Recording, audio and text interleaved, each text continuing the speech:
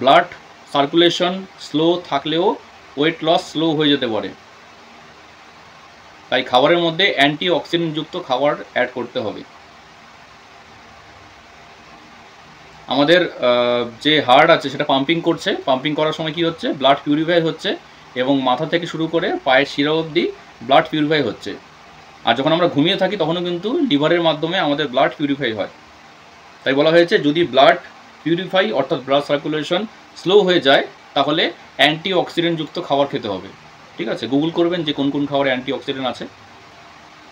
আচ্ছা, লিখে নিতে পারেন, 3টা খাবারের নাম দেওয়াই আছে। একটা হলো কাঁচা লঙ্কা, একটা হলো গোলমরিচ, যেটা অ্যাভেলেবেল সবসময় আমরা খাই। কাঁচা লঙ্কা, গোলমরিচ, আদা, এতে বেশি পরিমাণে অ্যান্টি অক্সিডেন্ট আছে।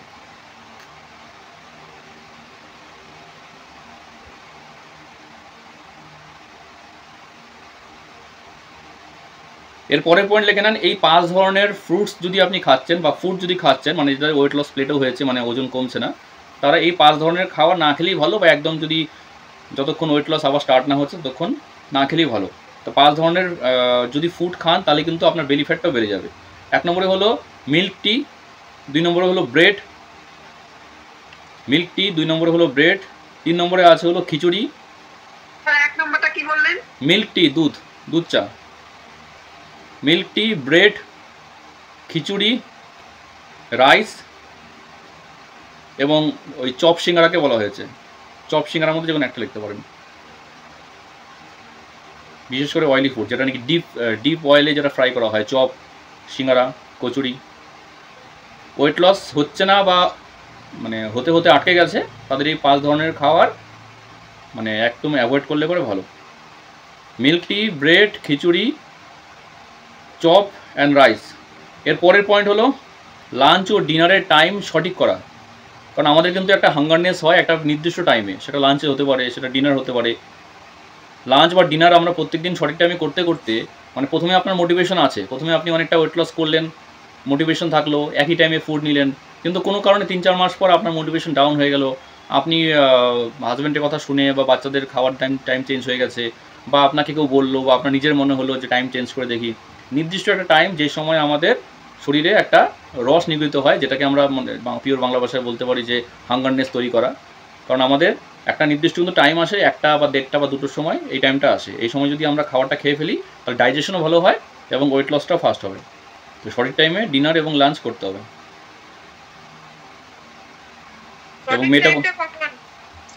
হ্যাঁ, সঠিক টাইমটা ওই যে বললাম যে সময় আপনার একটা খিদে ভাব আসবে, সেটা একটা হোক, মানে আপনার একটা সময় খিদে ভাব আসছে কিন্তু আপনি সেটাকে পাত্তা দিলেন না, আপনি খেলেন হলো 2টোর সময়। ঠিক আছে, একটা টাইম আসে যে আপনার একটা সময় খিদে পায় বা এখন দেখেন না, আমি এটা কাদের জন্য বলছি, যারা ওয়েট লস করে ফেলেছে অনেকটা। তো এখন দেখবেন আপনার 8টা বাজতে বাজতেই 8:30 বাজতে বাজতে একটা মনে হবে যে না এই সময় আমি এটা খেয়ে ফেলে ভালো হয়, হালকা খিদে পাচ্ছে। তো ওই টাইমটা নতুন মানুষকে কিন্তু এটা আসবে না, যারা নাকি পুরনো হচ্ছে আস্তে আস্তে অনেকটা ওয়েট লস করেছে তাদের একটা ফিলটা আসবে।